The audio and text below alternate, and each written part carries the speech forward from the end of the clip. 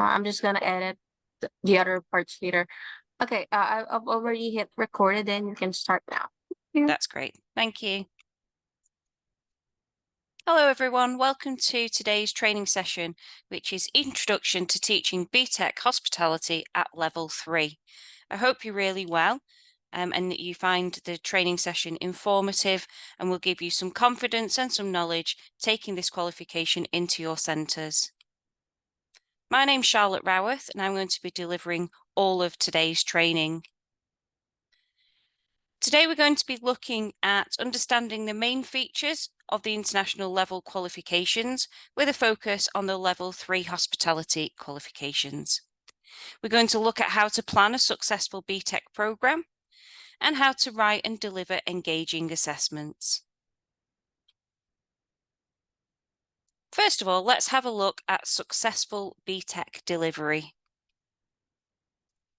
The first thing that we need to look at are the basics of a BTEC qualification and look at the key differences between BTECs and other academic qualifications that you may be delivering already in your centre.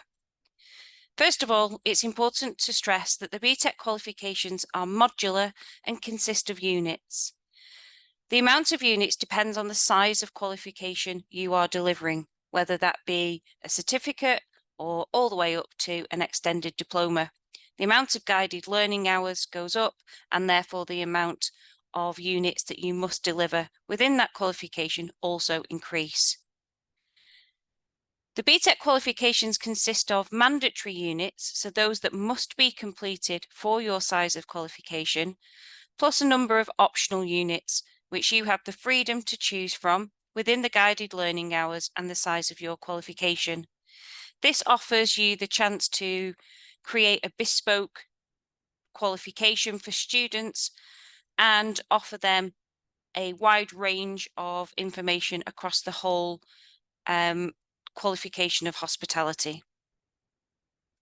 All BTEC units are assessed separately, which means that you will complete assessments at the end of each of your units. The unit grades are then combined to create an overall qualification grade. You can see from this slide, this is an overview of what your BTEC qualification will look like. So every BTEC has a specification, and within the specification that outlines what the learners need to know and be able to do. And the specification should be your go-to document, a document that is used on a daily basis. Learners are assessed two ways on the BTEC International qualifications, and that's using a Pearson set assignment or an authorised assignment brief, which can be adapted by you. This is, however, a 100% internally assessed qualification, and you will assess against the learning outcomes and the assessment criteria within the specification. Once the work has been assessed within the sample, an internal verifier from your centre will then check the standards are being met. Pearson will engage with you as a centre once a year to complete some standards verification, and that's to make sure and confirm that standards are being met. And providing that there's been no compliance issues with your centre, you can then claim certificates for the learners that have successfully completed the BTEC over the amount of time that they have been with you. We're going to talk about all of these processes in today's training.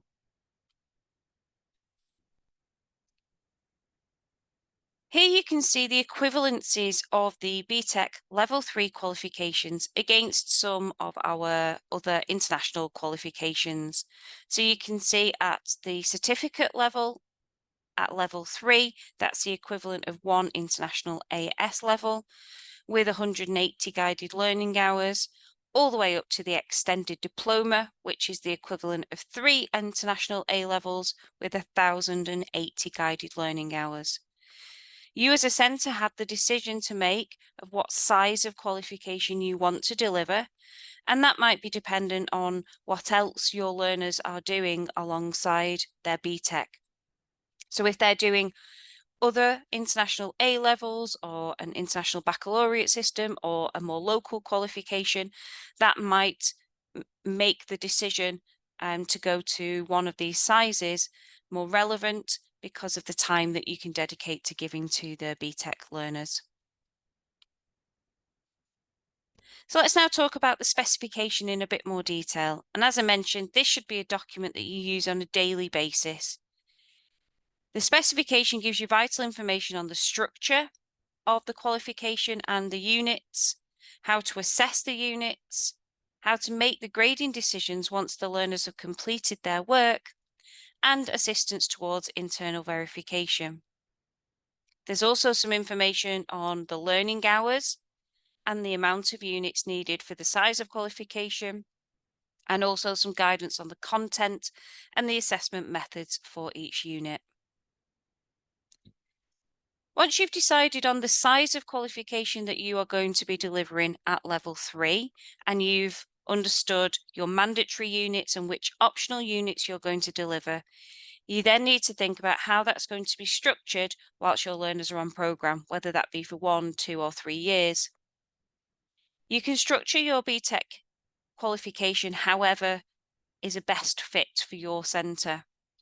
So some units you may decide that you want to deliver in a more compressed way over a short period of time, whereas some units you might decide to deliver over a more extended period of time, over a few weeks or months, for example.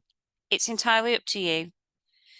You also do not need to deliver the units in numerical order, even though that's how they are portrayed to you within the specification. You can deliver your units in whatever order you want to, as long as you are delivering the correct amount of units needed for your size of qualification. You also need to plan in advance for when your internal verification is going to take place. Think about when your standards verification is going to take place, and making sure that any other assessments that are taking place in your centre are considered so that we're not overloading our learners.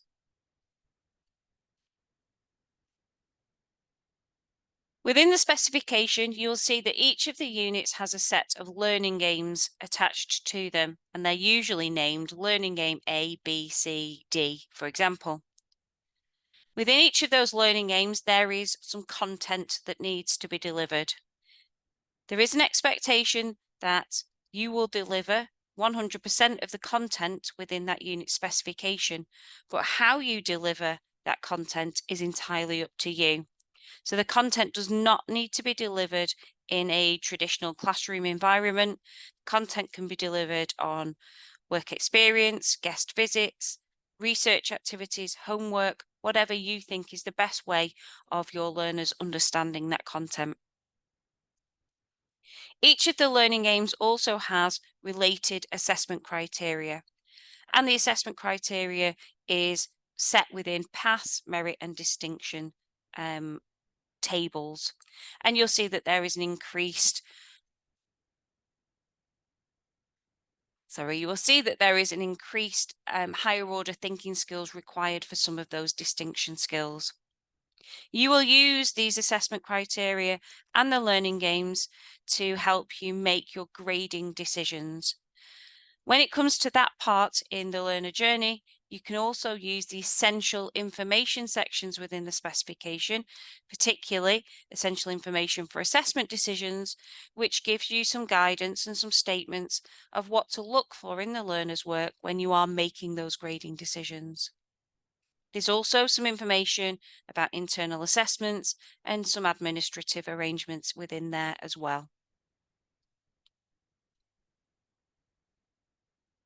We also have some assessment plans to help you to start formulating a plan of what your BTEC is going to look like in your centre. And these can be found within the Pearson website.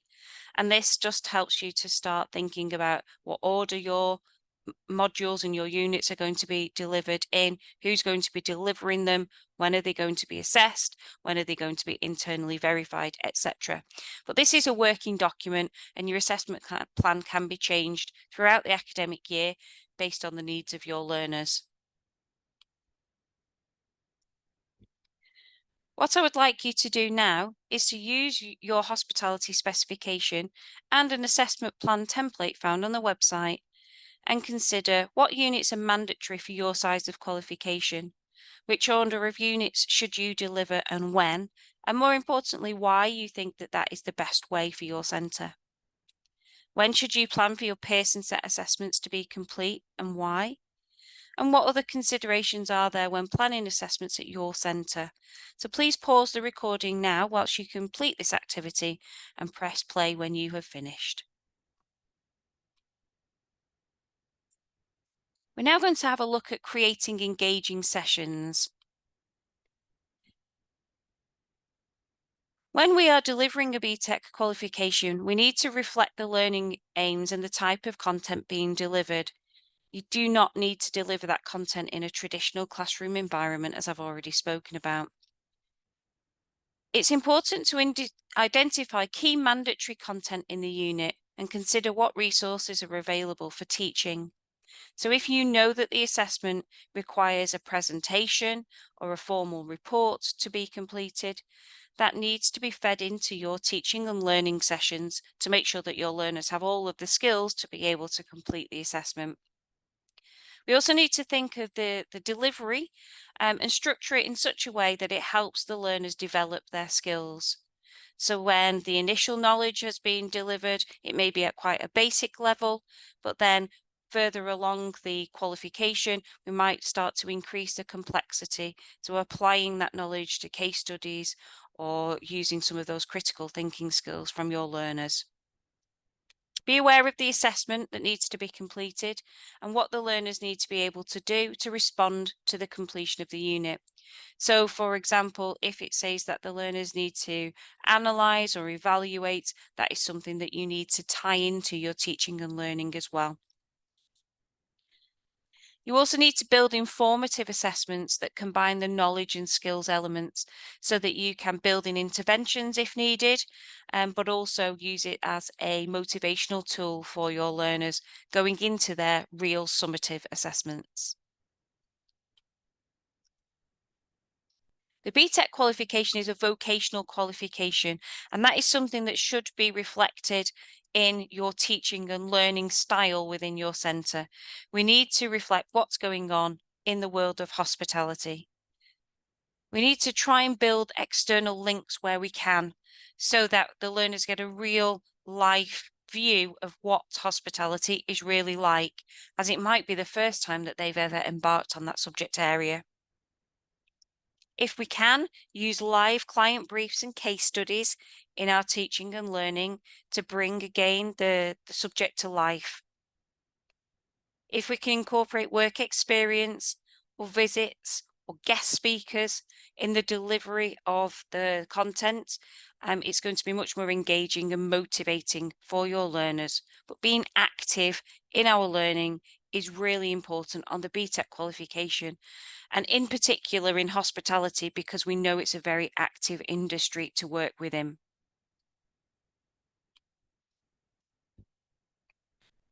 What I would like you to do now is to use a unit from your specification, preferably one that you are delivering or are planning to deliver, and consider the following. How can you reflect the industry and promote vocational learning in your lessons? And what potential external links could you build? So please pause the recording whilst you complete this activity and press play once you have completed it.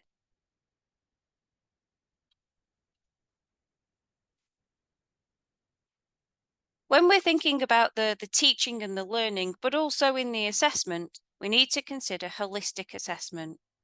Learners need to be given the opportunity to access all of the possible grading criteria within a task. Therefore, they need to understand the command verb and the requirements. So what does the word evaluate mean? What does the word analyze mean? And what are the expectations in the response to that command word? We need to understand the evidence that they need to provide for a task. So have they practiced presentations?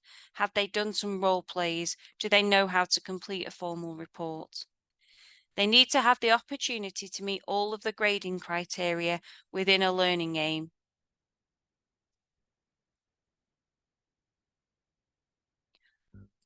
All of the command words are linked to Bloom's taxonomy, and you can see on this visual representation of the taxonomy that we go from remembering all the way up to creating at the top.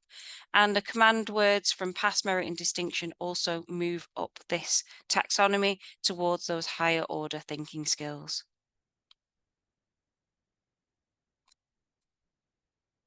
So what does this mean in practice? Well, it means that we need to practice those command words regularly in class time. We need to dedicate time to ensure learners know what the command words mean. We need to model what good looks like. So if you know that you've got a particular piece of work at a pass level or a really good explanation or a really good evaluation, let your learners see that and use the command words in everyday language.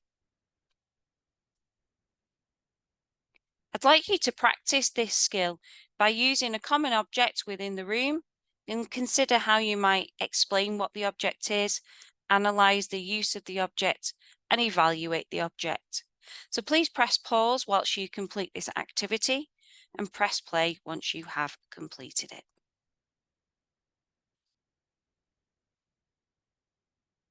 Let's now have a look at the methods of assessment.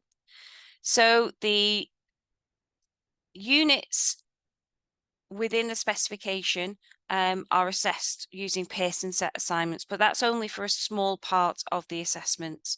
So let's have a look at those Pearson set assessments in a bit more detail. So a Pearson set assessment has been set by Pearson to maintain standardization across the world.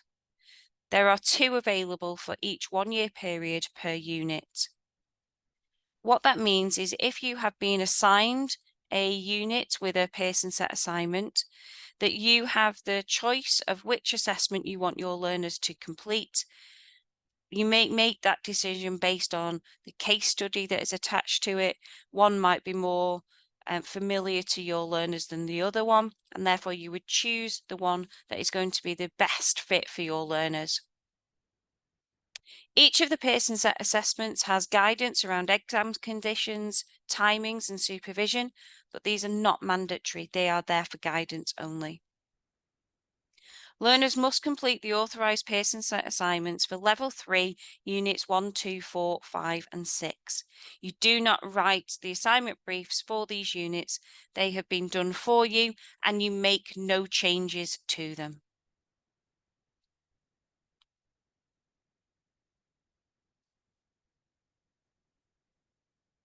As a group within your centre, it's a really good skill to think about the assessment preparation activities that you can create to prepare your learners for Pearson set assignments.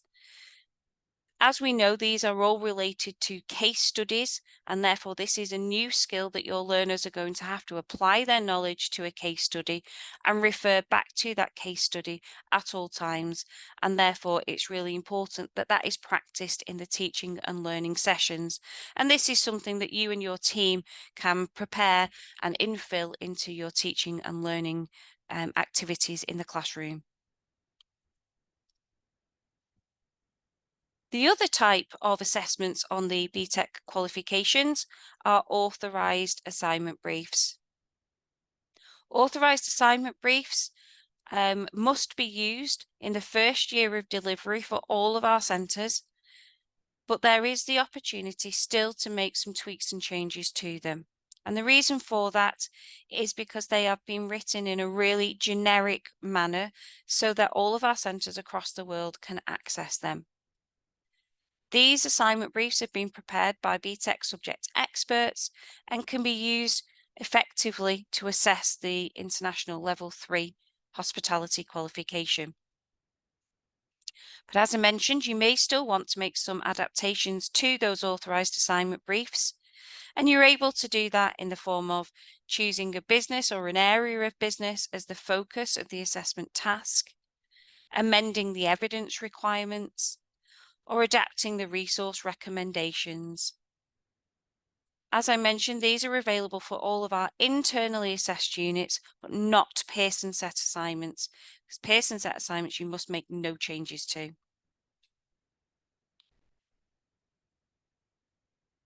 Your next activity is to use an authorized assignment brief of your choice and consider the following. Is the scenario or task appropriate for your centre and your learners? And if not, what changes could you make? Also, will the evidence being asked for get the best from your learners, or are there alternatives that you could use? Please press pause whilst you complete this activity and press play when you have completed it.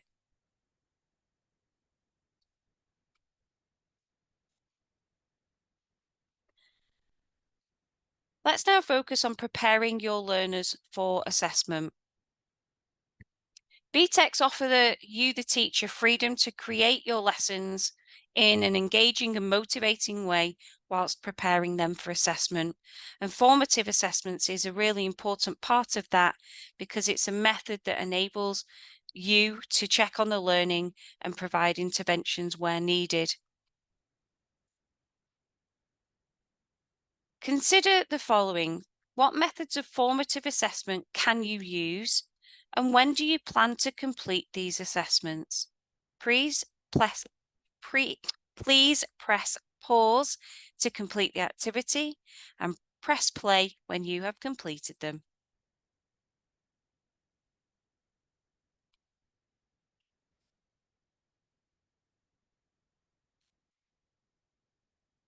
The BTEC qualification also includes the requirement for you to complete some internal quality assurance practices in your day-to-day running of the BTEC qualification. So it's important that we think about that. And within the internal quality assurance falls the internal assessment rules. And this is to do with resubmissions and resits, which are available to your learners should they need them.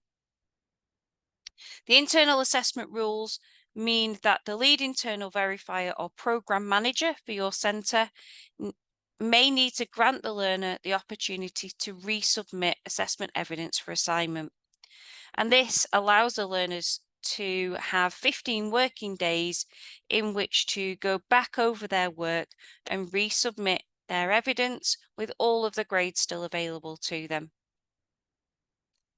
This can only be granted, however, if the learner submitted their assessment evidence by the deadline date, that the work is authenticated as original by both the learner and the assessor, and that the assessor judges that the learner can independently improve their assessment evidence. It's really important that once a resubmission has been offered to a learner, that no further teaching or coaching or guidance is given to that learner, and that they make the changes independently.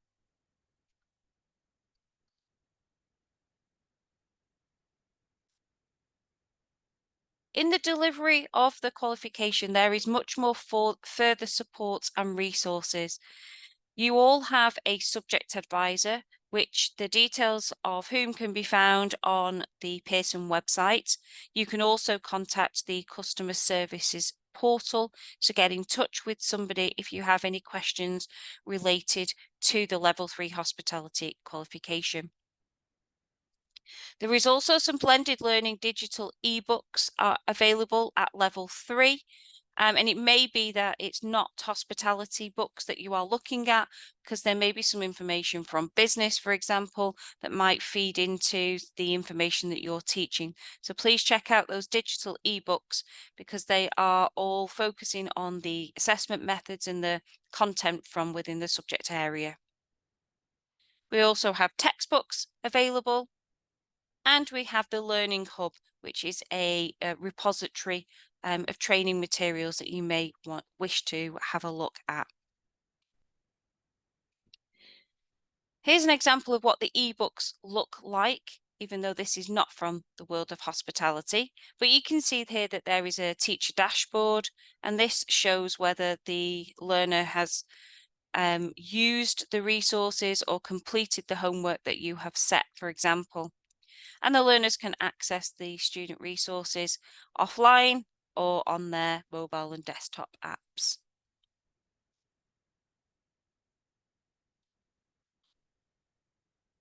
Thank you very much for your time today. I hope you found it informative, and hopefully I'll see you in a live event soon. Thank you.